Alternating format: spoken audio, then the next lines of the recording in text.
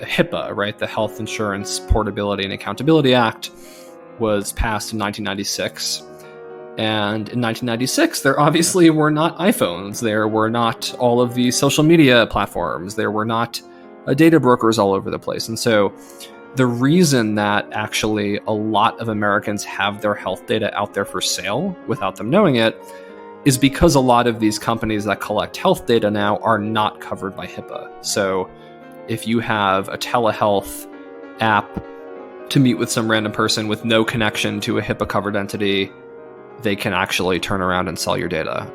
If you use a meditation app and input information about feeling depressed or sad or anxious, and they are not, attached to a hospital, for example, they are legally permitted to sell people's health data. I'm Stephanie Pell, Senior Editor at Lawfare, and this is the Lawfare podcast, June 9th, 2023. The data broker industry and its role in the digital economy is under scrutiny from Congress. I sat down with Justin Sherman, the founder and CEO of Global Cyber Strategies and a senior fellow at Duke University's Sanford School of Public Policy, to discuss the data broker ecosystem and the recent article he published in Lawfare about two bills from a previous Congress that seek to give consumers more control over the information that data brokers collect and sell about them. We talked about some of the scams and other harms caused by data brokers, the regulatory approaches taken by each bill, and whether federal legislation regulating data brokers will get passed. It's the Lawfare podcast, June 9th. Justin Sherman on regulating the data broker industry. Justin, can you start by telling us a bit about the data broker ecosystem? Who are these entities known as data brokers, and what do they do? Data brokers are companies that are involved, broadly speaking, in the collection and aggregation and selling of data. So this might be a company that gathers and sells lists of people who really like coffee or who are big soccer fans or something, and puts that into a marketing list that they sell, all the way to companies that are gathering tons of different data points, location data, health data, other kinds of things. And again, the purpose of the business model is to package different kinds of data to then sell to different groups. So to sell to advertisers, to law enforcement, and so on. So not everyone has heard of data brokers. There are many data broker companies that I think most consumers have never heard of in their life and might never interact with in their life. But the reality is that this is actually a multi-billion-dollar industry in the US, hundreds of billions of dollars by some estimates. And these companies, on the whole, collect data pretty much about every single American. And so whether listeners know it or not, myself included, it's very likely that our data, whether that's health data, political data, you name it, phone location, is collected and sold as part of this industry. Now, what sources do these data brokers collect their information from? I guess the way you started to frame this was these are kind of third-party companies that are collecting data from a number of different sources, a number of different kinds of data. What do we know about how these entities get the data? It's such an important question, especially when we get, which I'm sure we will later, to sort of the policy and legal questions around harm and controlling for harm. So it is true, as you said, that data brokers are often thought of as third parties. That's sort of the conventional thinking, is that a data broker is not, the sort of software company you buy your tax software from or something, right? It's a third party that gets data about you and is selling it out there somewhere, and you don't know them. I would say that's sort of a couple decades outdated view of the data broker industry. If we're talking maybe 2000, 2005, that's more or less accurate, right? Data brokers were primarily third parties and would get data among other things, by scraping public records, so voting registries, property filings, and this still happens today. But they would do that. They put cookies in someone's browser and track, which websites they visited, and then maybe from that say, is visitor A going to MSNBC.com? Is visitor B going to FoxNews.com? Right? Things have changed a lot since then. And so the reason I say this is that today, a lot of data that data brokers sell, they get from what we call first-party collectors, so the companies you actually interact with. And mobile apps are a big part of this. So obviously, in the 2005 timeframe, in that example I gave, there were not all these smartphone apps that people were using.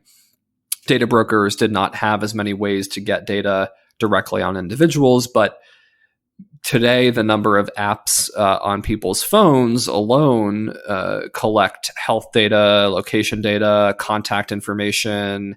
There's all kinds of behavioral information. Even from apps, you can get information on religion and sexual orientation, right? If someone downloads a Christian news app, a Muslim prayer app, that could give away religion. If you download an LGBTQ dating app, that can give away that status. So I'll just say, today, a lot of data that's out there that data brokers have, they do get because a first-party company will sell to them. And so that's a really sort of important point as we think about, A, how does this industry work? And then B, how do we start to think about the risks to individuals? So in that regard, is it fair to think about first-party companies as functioning as data brokers themselves? It could be. I think so, yeah. The Consumer Financial Protection Bureau, the CFPB, has an open request for information about data brokers, and that agency has now taken the position that data brokers are both first and third parties. This is a position that the FTC took almost 10 years ago now in its 2014 report on data brokers, where the FTC did not make a sort of carve out for first parties that sell data. So I'll just say, when it comes to the law, we can get into a debate about what makes a company a data broker versus maybe a company that sells data on the side or something. But, the phrase you used up top about the data brokerage ecosystem, that's a phrase we use a lot at our Duke data broker project because it refers to that ecosystem of companies involved. And yes, some might just sell data, some might do it on the side, some might do it in different ways, but they're all part, as you said, of this broader picture of people actually buying and selling data about consumers. Now, you recently testified in front of Congress at a hearing that was looking at data brokers in the digital economy. But before we get to that, you just mentioned work you're doing at Duke with respect to a data broker project. Do you want to talk a little bit about that? Oh, sure. Yeah. So I, spend some of my time, I'm based here in DC, but I spend some of my time at the Public Policy School at Duke, which is sort of the leader at Duke of all of the tech policy research that goes on. So, and collaborates with other, law school and computer science and stuff. And so one of our projects that we've had for 2.5 going on 3 years now is a research project looking at data brokers. And so we have published studies, for instance, on the sale of Americans' mental health data.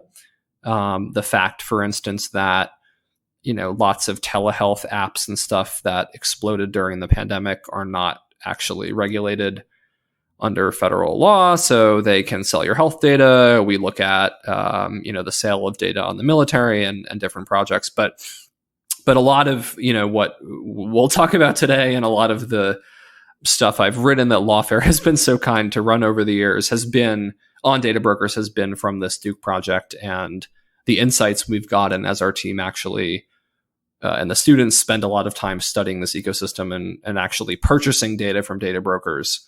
Is something else we do because we have an IRB process, of course, as a research university. Unlike most nonprofits and other groups who also do great work on data brokers, we can actually go purchase data from brokers to see what that looks like. So yeah, so that's sort of what my reference was to, and a huge source of what I draw on when I think about this ecosystem. So along those lines, then, I presume you drew on some of that work in your recent testimony in front of the House Energy and Commerce's Subcommittee on Oversight and Investigations at a hearing you testified at called "Who is Selling Your Data? A Critical Examination of the Role of Data Brokers in the Digital Economy." So first of all, I'm interested in what some of the scams and other harms relating to data brokers that you talked about with the committee at this hearing. There's a really long list if we're doing all of them, but exactly to what you said in the hearing, we meaning my team as I was writing my testimony, I decided let's focus on a few. And so one issue I spoke about was the fact that there is a bunch of data that is collected and sold by data brokers on the open market about U.S. military service members. You can buy data about active duty military personnel. You can buy data about veterans. And there have been a bunch of scamming harms attached to this. You'll have military families who, their information is out there and then they're scammed because of a variety of reasons, including oftentimes the benefits they and their families get from the federal government. There's also a potential risk that a foreign actor, I think, could, buy data or hack into data from this ecosystem. I referenced in my testimony, we have a forthcoming study from Duke where we actually were able to buy a bunch of highly sensitive identified data on active duty military service members for as low as 12.5 cents a service member. So, very concerning. And as all this other debate is going on about TikTok and data and China, this industry is something to think about. Another harm I mentioned is stalking and gendered violence. So I made reference earlier to brokers who will go online and scrape public records like voting registries, property filings, and these are often called people search websites. These white pages websites of sorts, when you search a name and there's some sketchy pop-up like run a background check, right? These companies scrape these public records, they compile this information, and they post it online to make it searchable. And so because that is a pretty common practice across covering most of the US population, for 20 plus years, abusive individuals have been able to purchase that information from people search websites and then use that, particularly home address information, to hunt down and stalk and intimidate and harass and assault and even murder, actually. Like, people have quite literally been killed, predominantly women and members of the LGBTQ community. So I talked about that as an issue that, all the time, if you talk to any of the national domestic violence networks or anything like that, you'll have someone, again, primarily a woman who perhaps maybe moves to a new state and is trying to, start a new chapter of her life kind of thing. And an abusive individual can go on these websites because they repopulate people's addresses and find out where she lives. So talked about that.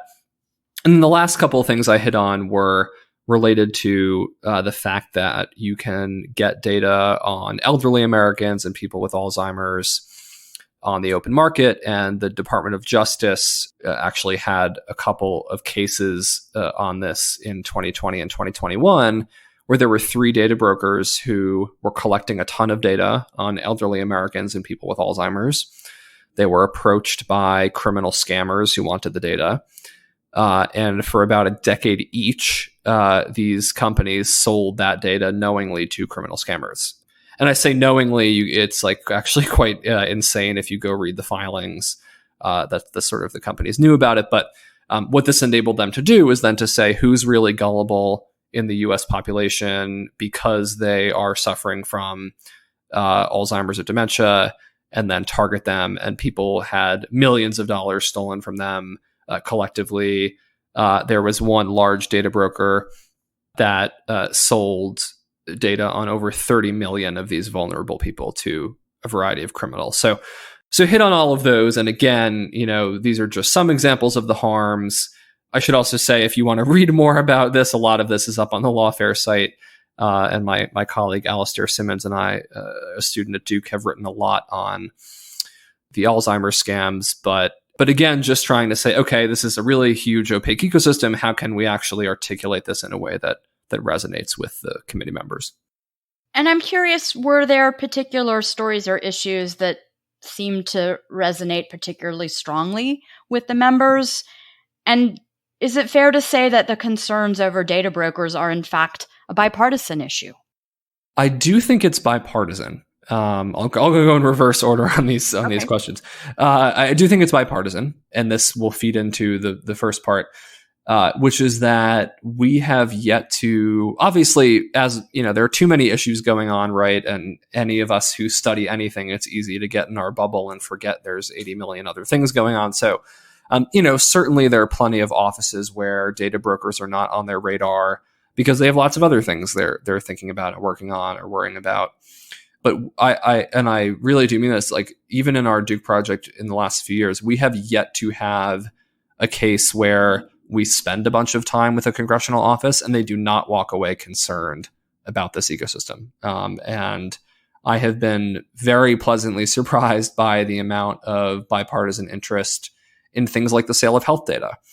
Right. And obviously there are lots of issues to get into around the criminalization of pregnancy and other things, right?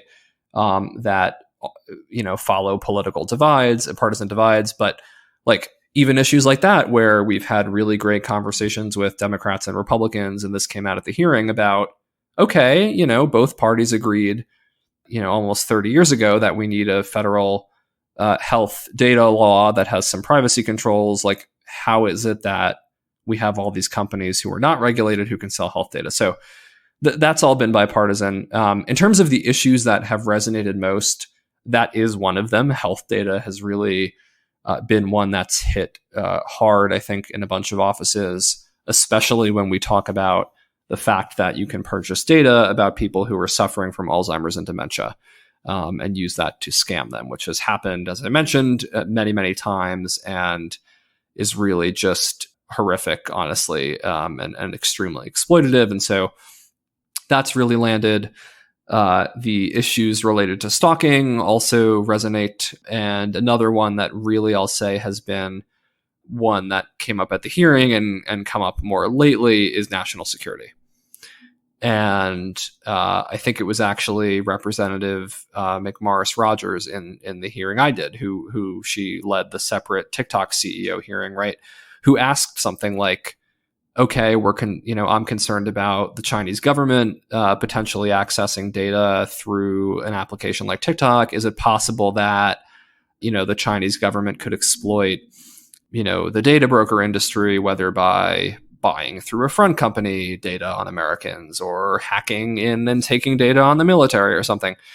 To which the answer is, of course, yes. So it was certainly good to see that, enter the conversation there. I actually had a reporter joke to me afterwards, like, that's the first bipartisan hearing I've watched in a long time.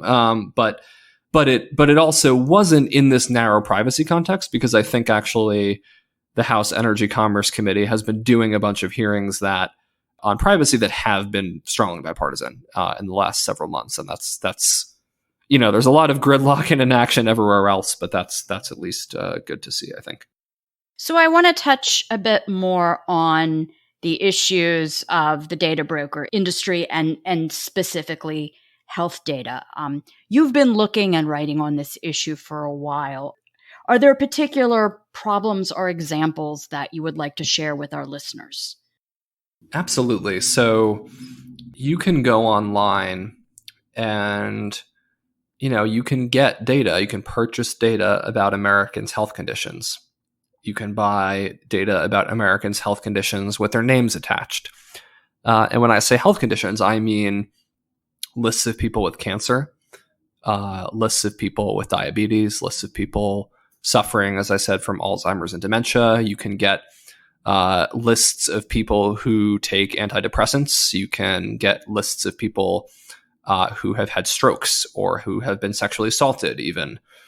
that was Pam Dixon at the World Privacy Forum, nonprofit, has done a lot of work on this too. And that was one she found years ago, was a list of survivors of sexual assault, which is just like horrific that a company would compile and sell that. But, all to say, most of us, I think, reasonably so, say, okay, there's doctor-patient confidentiality. If I, go into the doctor's office with a sore throat, they're not going to go tweet all over the internet that I had a sore throat that day, for instance, right?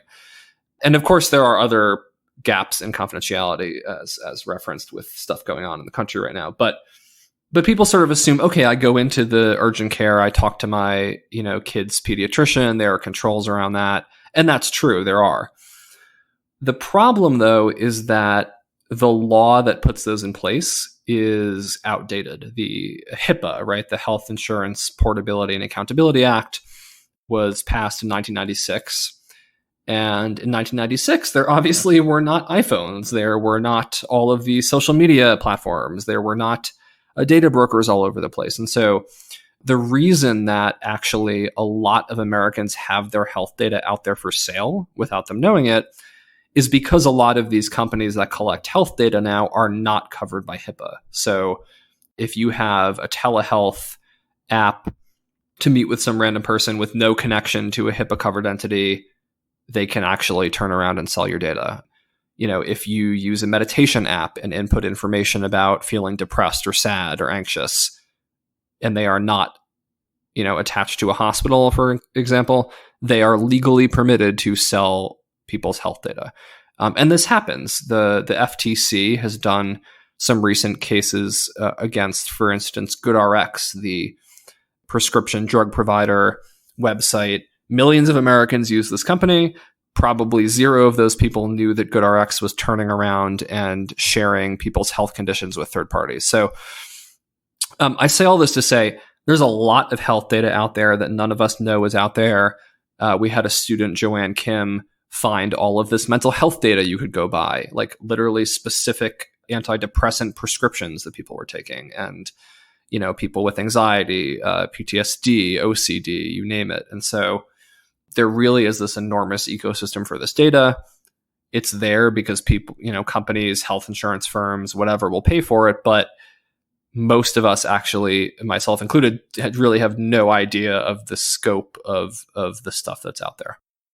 And you wrote a piece some months ago now involving the practices of data brokers running anti-abortion ads. Can you talk a little bit about that?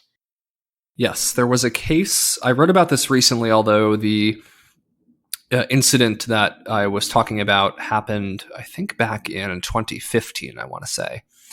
Is there was this Massachusetts company run and owned by an individual that was a data broker. And among other things, what this company was doing was it was tracking smartphones and their geolocations as people visited reproductive healthcare facilities. It was secretly, or quietly, whatever word you want to use, gathering that location data. And then once it had that, it geofenced those reproductive healthcare facilities and sold targeted ad access to those devices to anti-abortion groups.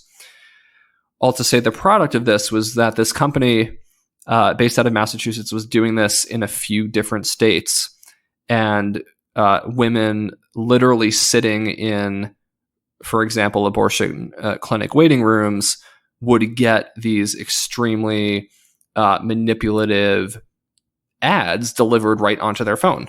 And so, this is just one example of many others, but just shows that people are not aware of the ways in which data is collected on them and shared and all this. But data brokers in particular are a very opaque industry, and you have practices like this where, someone merely going to access a healthcare service is then suddenly having their data quietly collected and maybe sold and then used to target them. And so the outcome of this is that the Massachusetts Attorney General, I think filed a preemptive injunction against this company, which was interesting because the company was based in Massachusetts but had not done this in Massachusetts. They'd done it elsewhere, but they basically argue there's a high likelihood they will do it here, and then it will violate some of our consumer protection laws. So the person admitted no guilt but agreed to not do it in Massachusetts. But again, you can't undo that harm. Like you can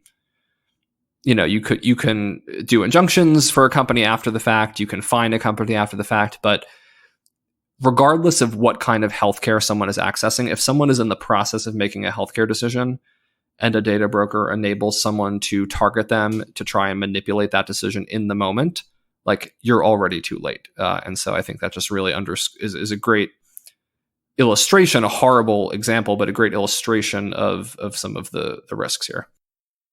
So with respect to those risks, I want to talk about the bills that have been written on the federal level to try and address these data broker practices. You recently wrote a piece for Lawfare comparing and contrasting these bills. And before we get into the substance of those bills, you do acknowledge in the outset of your piece that there are states that have passed privacy protections that regulate the activities of data brokers. Can you talk about why federal legislation is needed in addition to the kinds of activities that states are taking to regulate data brokers and stop a number of the harms that you've talked about with us? There are a bunch of reasons why federal legislation is needed, right? There are questions about, the feasibility, if you're a company, of complying with theoretically 50 different, state laws, let's say. There are gaps in some of the state laws that could be addressed at the federal level. But at a base level, it's much simpler, which is not everyone lives in California and not everyone lives in Virginia or in a state with a privacy law. And so many Americans do not have the ability to contact a company and under the force of law say, stop selling my data, or, tell me if you're going to attempt to collect data on me, right? So having action like that at the federal level, I think, is really, really important to make sure there is that, cohesive picture. That's important to fill in gaps. That's important, but fundamentally to make sure that, the federal government, in particular Congress, is actually doing its job to, extend consumer privacy protections to everyone in the United States, not just, people who happen to live in a state that is advancing this kind of legislation. So turning to the two federal bills that were both introduced in the last Congress, but neither, as I understand it, have been reintroduced in this Congress yet. Is that something we can expect to happen? I think so. So the two bills that I had written about recently that you referenced were ADPA, the American Data Privacy Protection Act, which was introduced in the last Congress and was the quote-unquote comprehensive privacy proposal that got bipartisan support, and by many accounts was the closest the U.S. has come Congress has come thus far to passing a comprehensive privacy law. Now, the sort of half joke is like, if you're 100 miles from goal and then now you're 95 miles from goal, like, yes, you're closer to goal, but how close are you? Translation, it's not clear. Like, it was closer to getting it passed, but there were still a bunch of stumbling blocks. And so I really hope Congress tries to keep with that momentum. And it has some data broker provisions in it, which we can talk about. But and then the second bill I hit upon is the Delete Act. And this is a bill that would, the full name is the Data Elimination and Limiting Extensive Tracking and Exchange Act. But for obvious reasons, we're just going to say the Delete Act. And some congressional staffer really got a gold star for coming up with that acronym, I presume. I say all the time, I feel bad for these staffers who have to come up with these insane acronyms.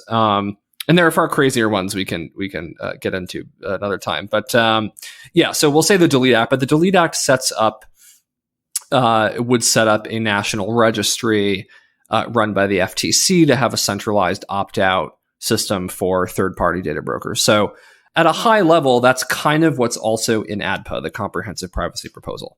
As you said, both of these bills were introduced in the last Congress. They were not passed. They have not yet been reintroduced into this Congress, although I do think we can expect that both ADPA and the Delete Act will be reintroduced into this Congress. And so that was in part my impetus for writing this, was to say, okay, these two bills say we need to first create a list of who these third-party data brokers are. Then we need to create a way for the FTC to have people one-stop shop say, stop selling my data. So, of course, there are issues with that, right? As I just said, it's only third-party data brokers, and there are some limits. So the bills would not, directly prohibit, for instance, the sale of, location data from an app. And, they also both are opt out, right? Which is just how the US privacy law debate has gone. It's not saying don't do it. It's saying keep doing it until someone tells you not to, if you're a broker. But they would improve on the status quo. And so I think, there are little details, which we can get into, but that I discuss in the piece, where ADPA can learn from the Delete Act, and, the Delete Act can learn a little bit from ADPA. And, hopefully those are ways they can improve on one another.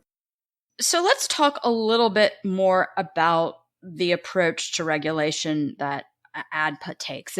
As you've noted, this is an opt-out kind of thing. It just doesn't happen unless the consumer requests that it happen. So if you can talk a little bit more about sort of the registry requirement that ADPA sets up for data brokers, and what you may or may not like about the ADPA registry approach, and then also how we think about credit reporting agencies and how they are covered by ADPA. Yeah, so there are kind of three parts to the registry requirements in ADPA, which sort of fall into the categories of notice, registry, and penalties. So actually attached to the registry requirements, if you're a third-party data broker, and again, you can go read the bill for the definition of that. I will also say technically ADPA does not use the word data broker anywhere. It says third-party collecting entities, but this, and if you talk to the staff, clearly is just sort of a term for data brokers that for some reason we're not calling a data broker. But also there's other uses of third party in there, so maybe it makes sense. But so there's three categories. If you're one of these covered entities, you have to put language from the FTC on your website that states you're one of these entities, and then you have to link in there to this registry that the FTC is creating to opt out. So that's the first piece, is saying if you're a covered broker and people go somehow make it to your website, you have to tell them that you are one of these companies, and here's a way to tell me to stop selling your data. The second piece is the registry itself. So this would be at the FTC. Companies would have to, again, covered entities, covered brokers, submit a bunch of information to the FTC to be publicly posted, including the company name, who to contact there. And then, which I think is fantastic, they have to describe the types of data that they process and transfer. And I think that's big, because just listing a company name is something that some state laws do. That's very weak. That doesn't tell us anything, but that would, listing what kinds of data are collected and sold would be helpful. And then the third piece, right, so notice, registry, is penalties. And if you do not register for this website, which again, once you're registered, there's a one-click stop to get opted out of the sale, you would be fined basically nothing, essentially. You are fined, in particular, $100 each day, is what the language says, right? And, you can't exceed $10,000 in a year. But, this, as I say in the piece, this is a pathetically low fine. I just have to be honest. One of the fellow witnesses at the hearing, I did mention this too. If you actually want a data broker to register in your system, you have to create a financial incentive for them to do so. And I mentioned that our Duke team has bought, data for 10, 20 cents a person. These companies can make $100 or a couple $1,000s off the sale of a single data set. And so the notion that $100 is going to incentivize a larger broker to register is just not the case. They just might not register, and that's going to be that. The flip side of that, or I guess the other piece of that, though, is that ADPA broadly does say that the FTC would have to declare an ADPA violation as an unfair, deceptive act or practice under Section 5 of the FTC Act. So the penalties for not registering as a broker specifically are, in my view, ridiculously low and need to be raised. But, some have made the point, well, if the FTC is given enforcement authority, you could have that fine happen, but then the FTC could go after them. Again, I don't know, because then there's limits on the fine, and the FTC already does not have enough resources as it is, and they're already doing so much. So yeah, that would be my main comment on ADPA. The fines need to be higher, and some of the scope needs to be tightened up there. And so then I want to raise the issue of credit reporting agencies, and first ask you, is it fair to think of credit reporting agencies as data brokers? And if so, are they covered in any way by this bill? I think the credit reporting agencies are data brokers, in the US, right? Equifax, Experian, and TransUnion. And they're data brokers engaged in credit reporting, which, is a lot of the time buying and selling data. Like, they gather data on people and sell it to banks and financial institutions, right? That particular activity is a regulated kind of data brokerage, right? We have the Fair Credit Reporting Act, FCRA, that puts controls around that data. It also, for example, allows any American in their databases to request your credit report. It might be twice a year, I think. Anyway, but you can request your credit report from these companies. You also have the right to have them correct data in there if it's not accurate. So these three companies, these credit reporting agencies, are doing data brokerage. Some of that is regulated right now under federal law. The challenge is that they also broker other kinds of data that a lot of people, including a lot of policymakers, are not aware of. So, they health data, location data, like biometric information, online data. You can go search online or in some of the Lawfare write-up I did. But these companies sell a lot of other data that is not covered by the Fair Credit Reporting Act, but is a core part of their business model. So the takeaway is, okay, so they are data, they are brokering data. Some of that is covered. A lot of that is not covered under existing law. The challenge with ADPA is that ADPA, basically blanket exempts them.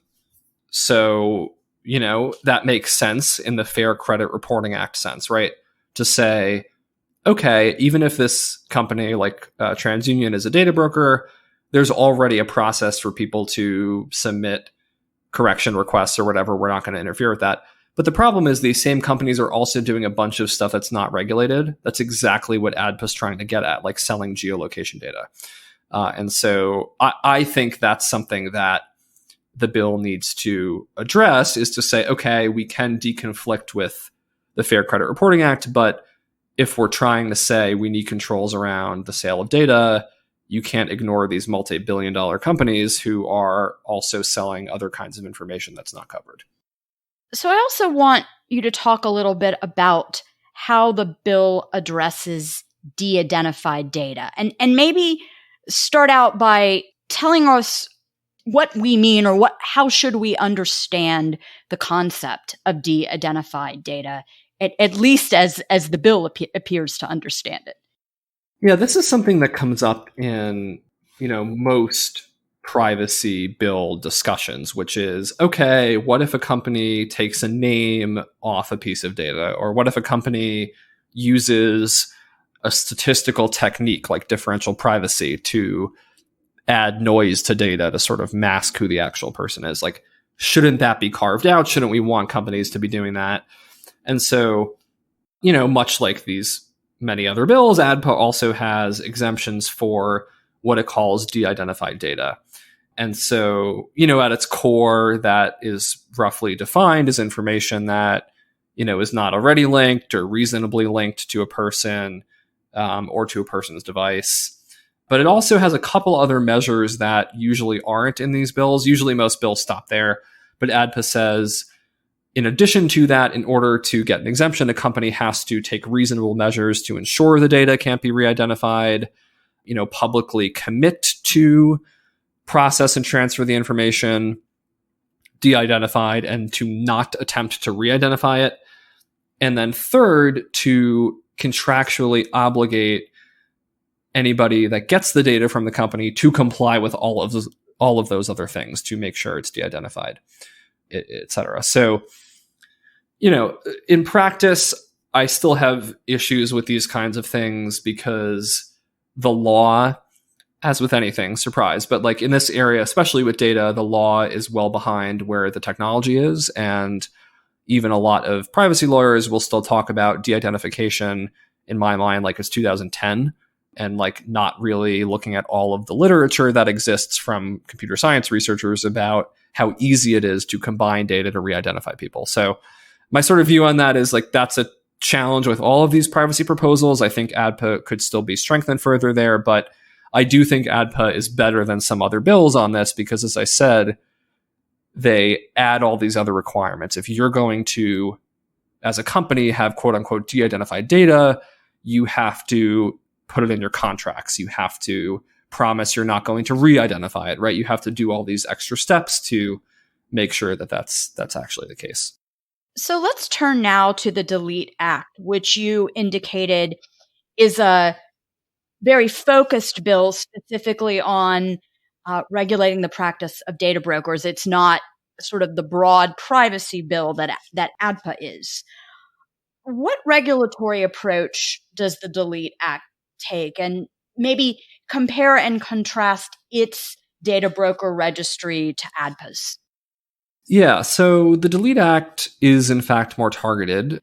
There's an interesting conversation to be had. I know you and I have talked about this too, about is a more targeted bill more likely to get passed, right? It's narrower, it maybe is bumping into less issues. At the same time, privacy is an area where we've seen some members of Congress insist that the approach is comprehensive and that we can't just do a piecemeal approach. So it's a really interesting bill for that reason. And again, it's TBD what's going to happen with these two, but it really at its core is setting up a similar registry to what ADPA would. It is intended to have third-party data brokers, so not first parties, third-party data brokers submit information to the FTC to be in, again, a central registry that's public that people can look up.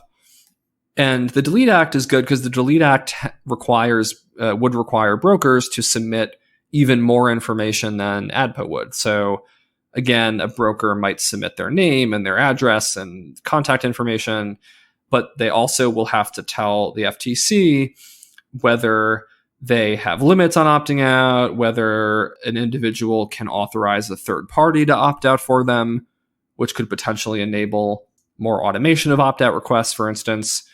And then in addition, the bill would allow the FTC to ask additional information about the types of information the broker has and the sources that they got it from, which that is huge because that, as we had talked about at the opening, is a big challenge with this industry, is understanding exactly where is the data coming from? Is it a mobile app that's selling someone's health data? How is a company learning health data, for instance?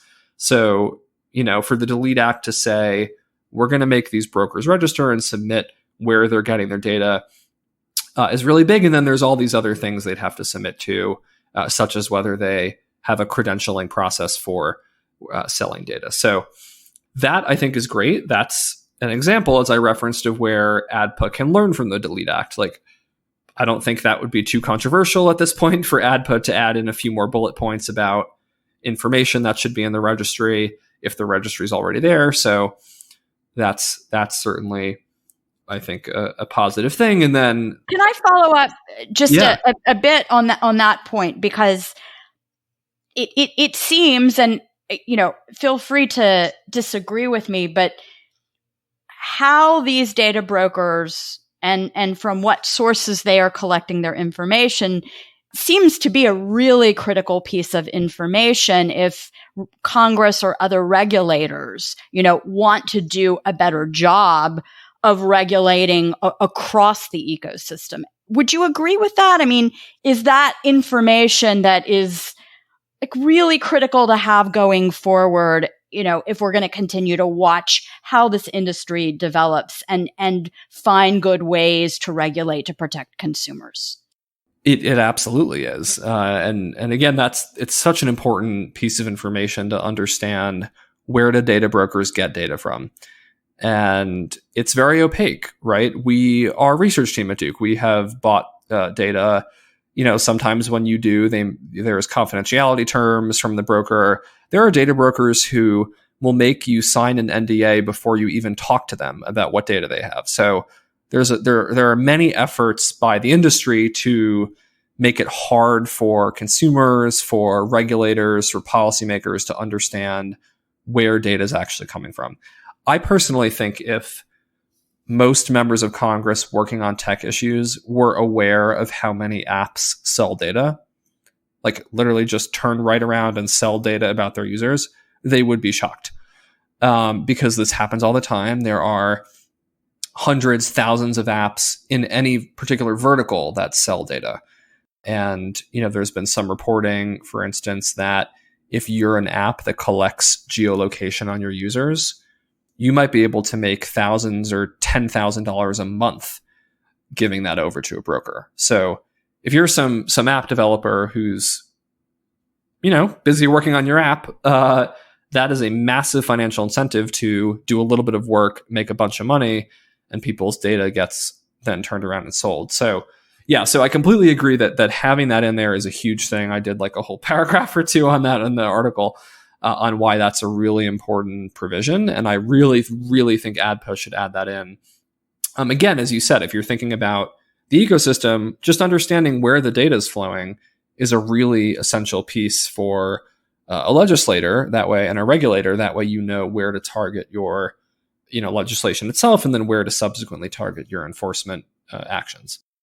You were in the midst of comparing and contrasting ADPA and the Delete Act and telling us how each could improve on the other. So other issues in that regard. Yes. And so the second piece of that, right? So once they submit this registry information in the Delete Act, it again is similar to ADPA in general, that the point of the registry is having the information there and allowing a consumer to have a one-stop shop to submit all of the information. The Delete Act, to get a little technical for a second, does this differently on the technology side than ADPA. ADPA basically has a system where a person would fill out a form and then the form gets pushed to all these brokers who have to delete the data. The Delete Act would have the FTC do that, but through hashing. So using an algorithm to take, for example, Justin Sherman submitting his name and his email and his home address and turning that into a string of letters and numbers, right? So that's sort of what the hash is. And then the data broker could query these hashes from the FTC in order to process the deletion. So this is in the scheme of things, maybe a smaller detail of the bill, but it's a really, I think, carefully written section in the Delete Act that basically gets at the whole point of this is to have a data broker not sell information on someone. We should make sure in the process of opting out that people aren't giving over all this other extra information to the data broker.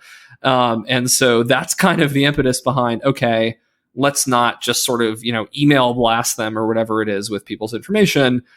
Let's try and figure out, like, can the FTC keep it themselves? Can they obscure it in such a way that better protects privacy, but that the broker can still retrieve it and then process those deletion requests? So that's sort of the crux of the Delete Act. And again, it's similar in general to the ADPA provision, but they each have these little differences that, when you get into it, really do matter.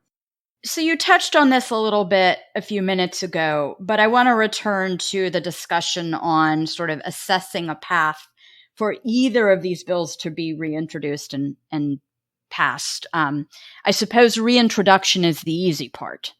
Right. Right. Just reintroduce it. Yes. The question, right. And this is, to add my personal commentary, like this is Congress 101, as we know, is sort of bills, but then, not enough interest or not enough follow through or both. Yeah. I think ADPA absolutely is going to be reintroduced. I'm sure the Delete Act will be too. But as you referenced, the question is, okay, we saw last Congress that there was a lot of disagreement about ADPA, right? A lot of Democrats and Republicans support it, but there were Republicans who thought it was too regulatory heavy. There were Democrats who thought it wasn't regulatory enough. Nancy Pelosi had all these issues with how it would interact with California's privacy law. So, some of that's changed, but a lot of that hasn't too much. So definitely a big question mark there. So to be seen or to be determined. Right, exactly. Yeah. And the House Energy and Commerce Committee has been holding, again, the real driver of ADPA, has been holding a ton of hearings on data privacy. And, I referenced this, there was this data broker one, but they've also done ones on China and data and kids' privacy and this and that. And, again, whether ADPA will move further is a different question, but the interest is clearly there in having a conversation about privacy issues. And for all of the other partisanship in Congress, a lot of these privacy hearings have been very bipartisan in talking about kids' privacy and talking about China data, national security, and talking about data brokers. So, maybe I'm delusional, but hopefully that's like a slight sign for a little bit more optimism that maybe there will be a little bit more movement towards that goal zone in the next, several months of this Congress. Let's hope so. Is there anything else that you'd like to share with our listeners today? I think, again, that, as I mentioned up front, data brokers are a huge industry in the US, and there has been so much really important, right, and necessary discussion about big social media platforms and data. There's a lot of talk now about ChatGPT and artificial general intelligence and all these other things, right? And again, the companies that sort of compose that ecosystem, there's so much risk associated with not just collecting data, but then just selling it. And the fact that there are billions and billions of dollars spent to these companies every year to do that, to learn about Americans' health conditions, to learn about people's geolocations, and consumers have no knowledge it's happening and no way to stop it. I think, I just hope that for Congress, that remains top of mind when they think about privacy harms. Justin, thank you so much for joining me today. Thanks for having me. The Lawfare podcast is produced in cooperation with the Brookings Institution. You can get ad-free versions of this and other Lawfare podcasts by becoming a Lawfare Material supporter at patreon.com/lawfare. You'll also get access to special events and other content available only to our supporters. Please rate and review us wherever you get your podcasts. Look out for our other podcasts, including Rational Security, Chatter, Allies, and The Aftermath, our latest Lawfare Presents podcast series on the government's response to January 6th. Check out our written work at lawfareblog.com. The podcast is edited by Jen Patja Howell, and your audio engineer this episode was Noam Osband of Goat Rodeo. Our music is performed by Sophia Yan. As always, thank you for listening.